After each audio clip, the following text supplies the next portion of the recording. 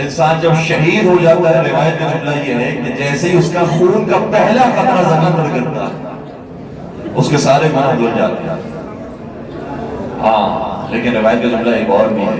کہ شہید کا ہر گناہ معاف ہو جاتا ہے، لیکن وہ گناہ کے جو لوگوں کے اوپر اس نے ڈھایا، لوگوں کے ساتھ زیادتی کی،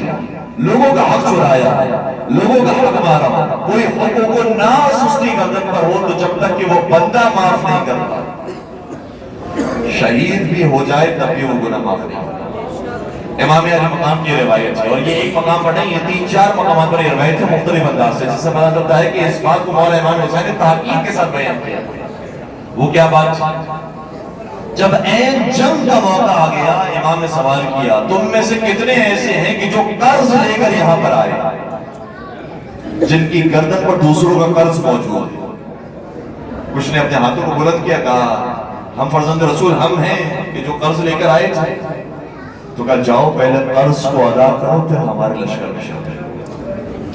کہا مولا یہ تو ممکن نہیں ہے۔ تو کہا ہم اپنے لشکر میں اس کو پسند نہیں کرتے کہ جس کی گردن پر دوسروں کا بار موجود، پہلے وہ دوسروں کے بار کو ادا کرے پھر آئے۔ کسی شخص درمیان میں کہا کہ فرزند رسول میں نے اپنی زوجہ کو وصیت کر دی تھی کہ اگر میں مارا جاؤں تو جس کا جو قرض بنتا ہے اس کو ادا کر دے گا۔ امام نے باقاعدہ تاکید کے ساتھ سوال کیا کیا واقعہ تیری زوجہ وہ ادا کرے گی؟ اگر ادا نہیں کرے گی تجھے خود جانا ہے ادا کرنے کے لیے۔ اور باقاعدہ امام نے وہ جملہ ارشاد فرمایا کہ جو ہم جس کی طرف ہمارا ذہن جا رہا ہے، امام نے باقاعدہ ارشاد فرمایا اگر انسان کسی کا قرض لے کر گردن پر آیا ہوا ہے اور اس نے آگے کے لیے نہیں سوچا ہے کہ وہ قرض کیسے ادا ہوگا، اگر وہ بغیر ادائیگی کیے اس دنیا سے چلا جائے، چاہے شہادت کی موت اسے نصیب ہو، تب بھی وہ جنت میں ہمارے ساتھ نہیں۔ میرا سوال یہ ہے کہ امام یہ کون سے شہداء کو درس دے رہے ہیں؟ پاکستان کے شہداء کا مقام بہت بلند ہے، ہندوستان کے شہداء کا مقام بلند ہے، ایران کے، عراق کے، افغانستان کے، لبنان کے، فلسطین کے، سبھی کے شہداء کا مقام بہت بلند ہے، لیکن کربلا کے شہداء سے زیادہ مقام تو کسی کا نہیں ہے۔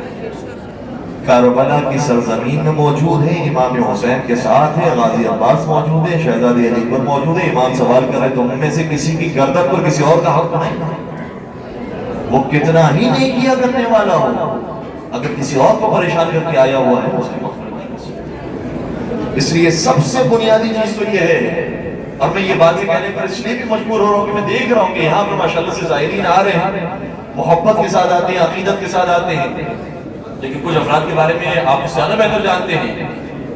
کہ وہ لے کر آ رہے ہیں مولا کے نام پر، وہ لے کر آ رہے ہیں امام حسین کے نام پر، لے کر آ رہے ہیں کربلا کے نام پر، لے کر آ رہے ہیں زائرین کے نام پر، زینت کے نام پر، لیکن اگر کسی بھی مومن کا حق ان کی گردن پر باقی ہے، وہ کتنا ہی بلند نام لینے والے ہیں۔ امام حسین نے فرمایا کہ اگر کسی اور کے حق تمہاری گردن پہ موجود ہو، میں امام حسین ہونے کے باوجود تمہیں کہتا ہوں میرے کاروان سے جدا ہو جاؤ۔